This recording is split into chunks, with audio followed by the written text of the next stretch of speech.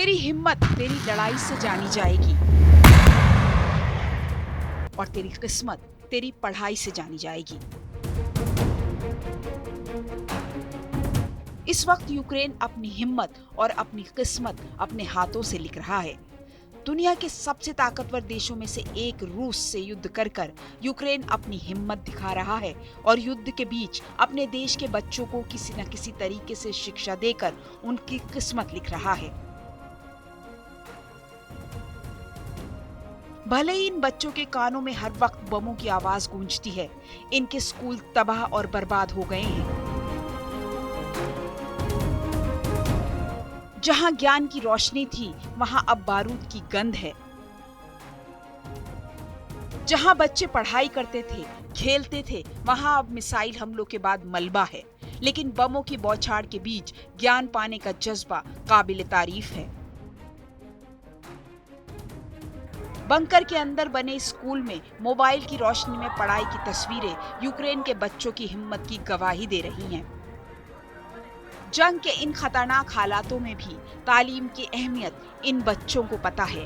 कहीं ऑनलाइन, कहीं बंकर और कहीं स्कूल में यूक्रेन के बच्चों की पढ़ाई जंग के दौरान जारी है। यूक्रेन के बच्चे बम प्रूफ क्लासरूम में जमीन के नीचे बने बंकर्स में क्लासेस ले रहे हैं।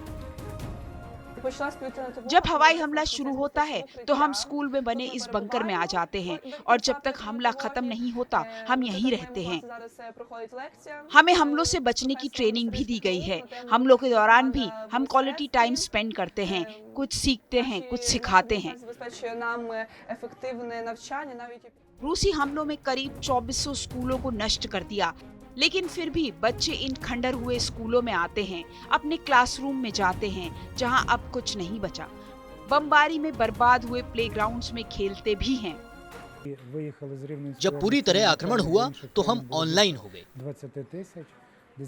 हम अपनी सभी छात्रों के साथ ऑनलाइन संपर्क में रहे और उसी तरह हमने पढ़ाई जारी रखी। हमने एक दूसरे का साथ दिया और हम घबराए नहीं। यूक्रेन में स्कूल का नया सेशन सितंबर में शुरू होता है। 1 सितंबर 2022 को 60 लाख यूक्रेनी बच्चों ने अपने पेरेंट्स के साथ स्कूलों का रुख किया। यहाँ स्कूलों ने पेरेंट्स को रिमोट और इन पर्सनल ट्रेनिंग का विकल्प दिया था। हालांकि इसके साथ ये भी साफ कर दिया गया था कि जिन स्कूलों को पुतिन की सेना के बमबारी के हमलों का लगातार सामना करना पड़ा, केवल उन्हीं स्कूलों में पर्सनल टीचिंग होगी।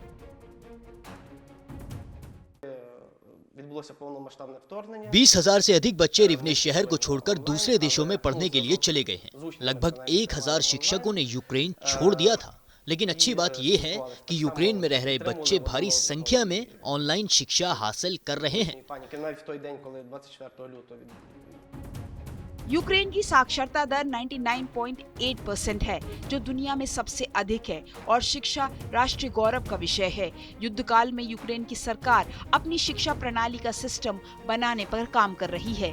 गौरतलब है कि इस देश में कई स्कूल क्षतिग्रस्त हुए हैं और कई स्कूल पूरी तरह बर्बाद हो चुके हैं। यूक्रेन के प्रोसिक्यूटर जनरल के मुताबिक रूस यूक्रेन वॉर में फरवरी से अब तक यूक्रेन के 2400 स्कूल क्षतिग्रस्त हुए, जिसमें से 280 से ऊपर पूरी तरह बर्बाद हो चुके हैं। अपने बच्चों को पढ़ाने की इन सभी कोशिशों के बावजूद यूनिसेफ ने आज चेतावनी दी है कि यूक्रेन में चल रहे युद्ध ने 50 लाख से अधिक बच्चों की शिक्षा को बाधित कर दिया है और बच्चों की शिक्षा को सुनिश्चित करने के लिए कोई न कोई कदम उठाना जरूरी है।